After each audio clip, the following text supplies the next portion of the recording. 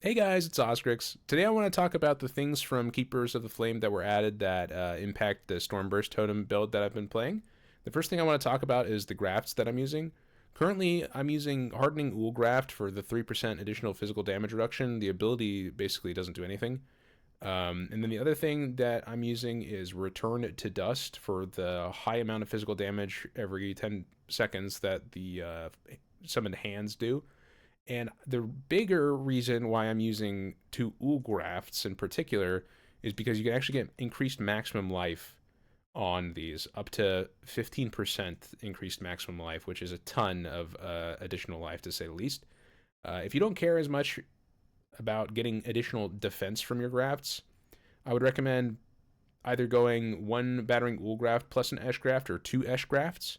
So replicating Esh Graft gives you movement speed and it also gives you this every 5-second clone that does a pretty significant amount of lightning damage. And in the prefixes, as far as giving you beneficial stuff, there's a lot of good stuff to choose from here. Damage pen, cast speed, lightning damage, spell damage, mana. There's tons of stuff here. Movement speed, I suppose. Crit against shocked enemies. Lots of really good stuff that you could potentially get here.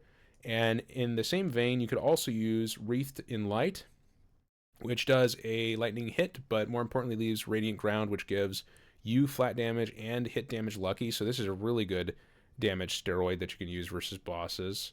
Has a pretty decent uptime versus the boss. And this, like the replicating Edgegraft, can also have the same prefixes that would benefit your damage. So crit, spell damage, lightning damage, cast speed, all that stuff that you could potentially get on there. So those are the grafts that I would recommend that you look into using on Stormburst Totems. And then let's talk about Foulborn uniques real quick. I looked at a lot of these, and there's some that are cool defensively, but none that I would implement. I think on softcore, I might fight to put this in my build, though.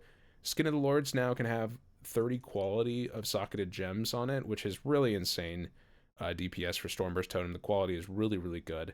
And this also gives your support gems 30 quality too, so that's a little bit of additional damage as well. So this is probably the best DPS body armor you can use, other than like a spell totem, soul mantle. Soul mantle is pretty insane too to get an additional link. But yeah, this is a pretty good thing to use now. Although I don't think I'm going to implement it personally on hardcore. And then the last thing I want to talk about is a new unique, which is the Coward's Wail. It says totems would be killed by enemies become spectral totems for 8 seconds instead. Skills used by spectral totems deal 40 to 50% less damage.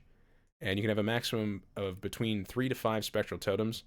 So this shield, in theory, if you have all of your spectral totems up, is over, if it's ideal and you have 40% less damage per totem, then you have over 2.5 totems worth of DPS additional, which is a lot of damage for this character.